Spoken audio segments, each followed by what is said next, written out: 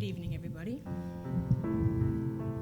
I grew up in the 60s, when music was more than just something we listened to for sheer entertainment. The music of the 60s changed our very lives, the way we thought, what we believed in. It reflected the mood of the country and all that was going on around us. It was a real convergence, an evolution of brand new ideas, alternate lifestyles, and all kinds of revolutions. I believe that the music of the 60s and the messages that they carried, actually contributed to the growth of society for many, many years to come, decades, till today. And I was there. I was right there witnessing history in the making. And it was pretty groovy. In keeping with the theme tonight, It Takes a Village, I'd like to pay tribute to someone who was a big inspiration to me during my youth. Someone who influenced me a lot in a lot of ways. Someone who introduced the lyrics to me.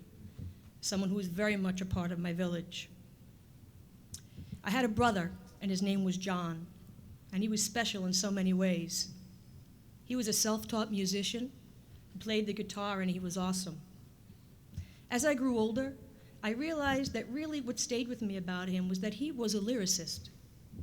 He was deeply tuned into the messages delivered in the lyrics of the songs. He was very serious about his music and those messages, and that left a big impression on me. Back in 1968, John dropped out of college and enlisted in the Army, as many boys did back then. We were devastated but not surprised when he received his orders to serve in Vietnam. It was such a terrible time for us back home, but we would keep in constant touch through letters and packages, and it really kept us going. We would watch the death toll on TV each and every night and breathe a sigh of relief when his name did not appear on that screen. As a testament to the person that he was, he would answer each and every letter that was sent to him. That was incredible. Here he was in the infantry fighting in a senseless war in the face of danger every day, yet he found the time to write back home. Some of the letters would come home covered in mud, but they came through. So I have a bag of letters here that I saved, and from time to time, I read each of them. And each time I do, they mean something different to me, and I wanted to share something with you. You'll see that there are lines of writing on all the backs of the flaps of the envelopes. And what they were lyrics to songs that expressed the way he was feeling during that time. Whatever was on his mind, in his head, maybe the state of the country and the state of affairs. And I found that very, very profound, because for 12 years I've been standing up here and I've been singing songs with messages and trying to convey things that I feel I just can't say in the spoken word, so I feel very much akin to him in that respect. Anyway, John made it home safely from Vietnam. It was a great day for us back home. He was a war hero. As you can see, I'm wearing some of the medals that he was decorated with. But he was only home about a month when he was invited to go with some of his friends on a vacation to Bermuda to chill out and to unwind.